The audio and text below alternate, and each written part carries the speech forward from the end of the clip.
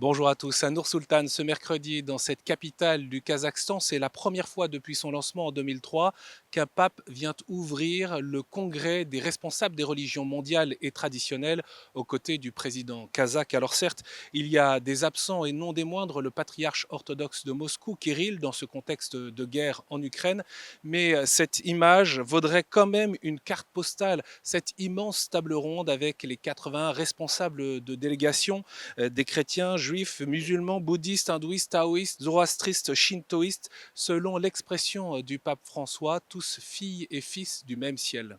Nowadays, the hate is augmenting. So we need to learn from each other. We need to build those bridges between our different partners, let me say, and brothers and sisters. Every day I think of the persecuted Christians. It is vital that I carry those Christians in my heart to a meeting like this. We do not hide away the real problems. I also stand, for example, with Rohingya Muslims in China, with those in Myanmar who've been persecuted. And then when we do that together, we share a concern for those who lack freedom of belief across all faiths. Then I think we begin to understand how to engage with those of other faiths who suffer. Pour répondre à la soif de paix du monde et à ces questions existentielles, le monde a besoin de religions authentiques, l'âme éveillée et l'esprit lucide, selon l'expression du poète et sage musulman Abaye, longuement cité par le pape François. Et il faut que ces religions prennent toute leur place dans nos sociétés. È venuta l'ora di destarsi da quel fondamentalismo che inquina e corrode ogni credo, l'ora di rendere limpido e compassionevole il cuore, ma è anche l'ora di lasciare solo ai libri di storia i discorsi che per troppo tempo qui e altrove hanno inculcato sospetto e disprezzo nei riguardi della religione, quasi fosse un fattore di destabilizzazione della società moderna.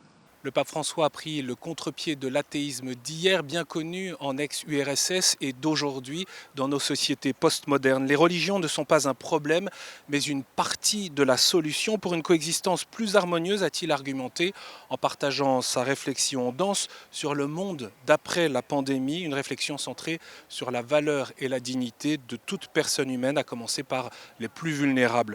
La recherche de la transcendance et la valeur sacrée de la fraternité peuvent inspirer et éclairer les choix à prendre dans les crises géopolitiques, sociales, économiques, écologiques et même venir au secours des démocraties en péril. La liberté religieuse en est une condition. Le pape en a rappelé les contours devant une assemblée composée de très nombreux responsables musulmans. La libertà religiosa è un diritto fondamentale, primario e inalienabile, che occorre promuovere ovunque e che non può limitarsi alla sola libertà di culto.